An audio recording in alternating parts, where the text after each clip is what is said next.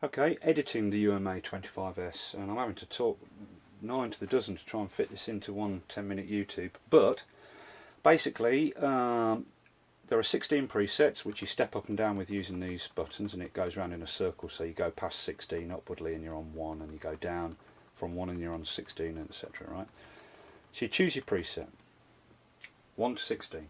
Each preset is all the controllers available saved with whatever parameters they've been assigned to, including any changes you've made to the keys, because the keys can have their note number changed, and also they can be assigned to send out continuous controller data instead of actual note numbers. If they can't send both at the same time, they're either assigned to send out notes or continuous controller. Okay, and the total amount of, leaving the keys out of the equation, the total amount of dedicated controllers you've got on this unit is this row of buttons, which is labelled E1 to E8, this row of pots labelled E9 to E16, and then the two wheels E17, E18, the slider E19, and up to 2 pedals you can plug in, expression and sustain, which become, sustain is E20 and expression is E21. Okay. Now, this row of buttons has the transport legends printed on them. They can be used as normal controller buttons, but the idea is that you press the MMC button in and then they switch from being controllers to sending out MIDI machine control, transport information, right? Which your sequencer may or may not respond to. Now, I'm using Logic, and Logic would only respond in MMC mode to the transport record, play, stop, forward and rewind. Pause, play from selection, and this cycle on off didn't work. So I chose to take it out of MMC mode and actually just program Logic to respond to these buttons, and every single one works in Logic. Fantastic. Of course, then I can't use them for any controller duties because they're assigned permanently to do transport controller duties.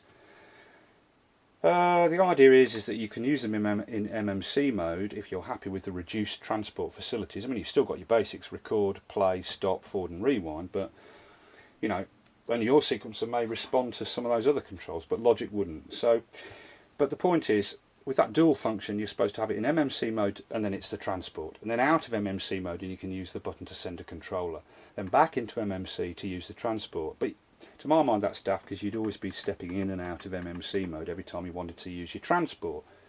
So I think it's better, you know, well, for me personally, I decided I don't want MMC, I'm going to assign these permanently to be transport.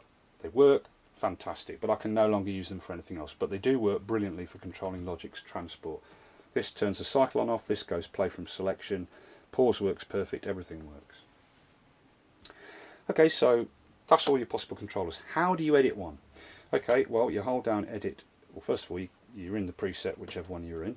You hold down edit exit, and then you wiggle the controller that you want to edit, whether it's this one, which is labelled E9, and now the display shows E09 with the edit button permanently lit, so we know we're editing E09, which is this pot. Take it out of edit. Or wiggle the wheel, the mod wheel. Now it says E18 because the mod wheel is labelled E18, so light on, E18, we're editing the mod wheel. Right? So let's edit that.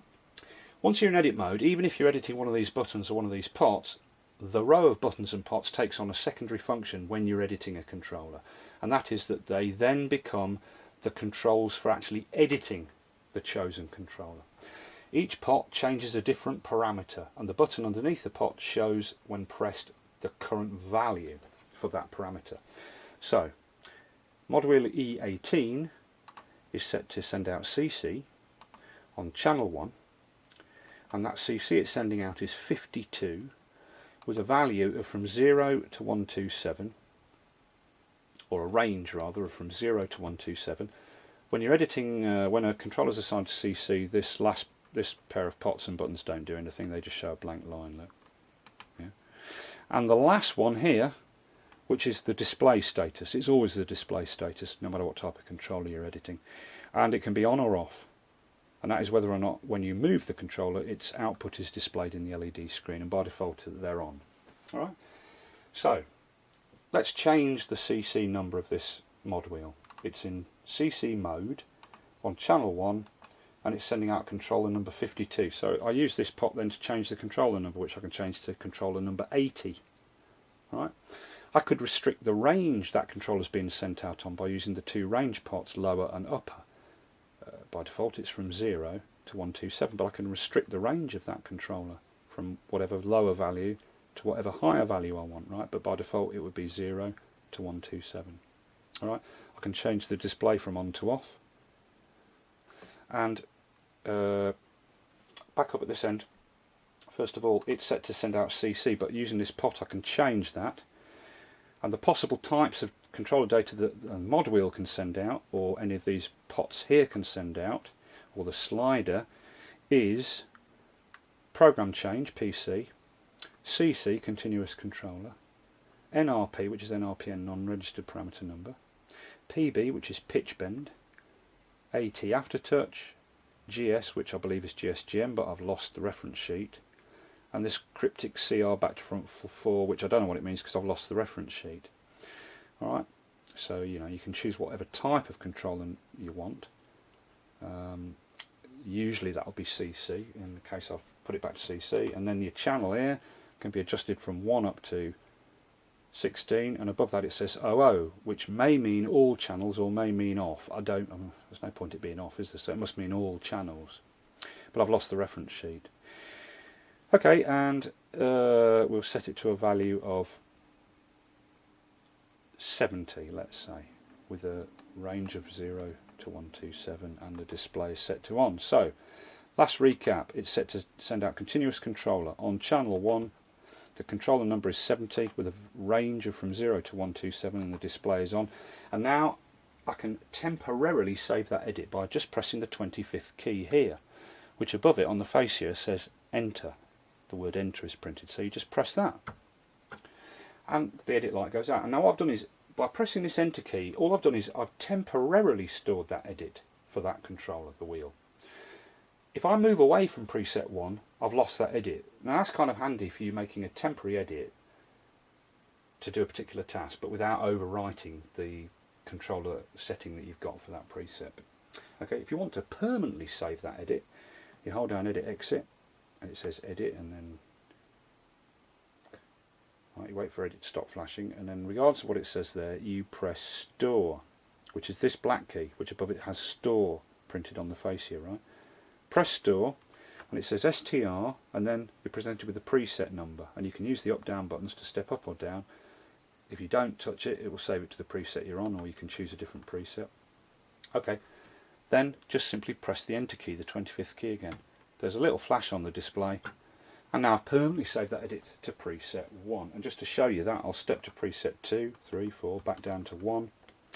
I'll re-edit that controller, and look, ECC channel 1, controller 70 with a range of 0 to 127.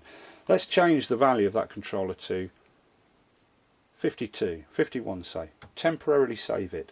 It's now sending out CC52 or whatever I've set it to. I'll move away from that preset, back again, and let's check that.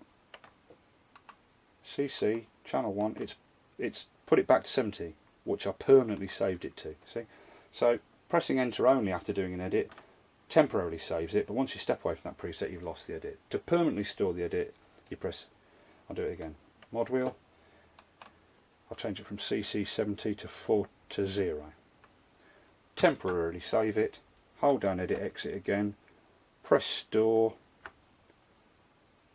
I'll save it to preset 1, enter, saved, permanent, and now step to 16, 15, etc. Play something, move a wheel. Alright, go back to preset 1, edit, wheel, CC, channel 1, the value has remained at 0 as I set it, with a range from 0 to 127. Alright, so that's how you save and commit edits. Next I'll show you how to do things with the keys, and I'll show you how I set it up to control a couple of instruments in Logic.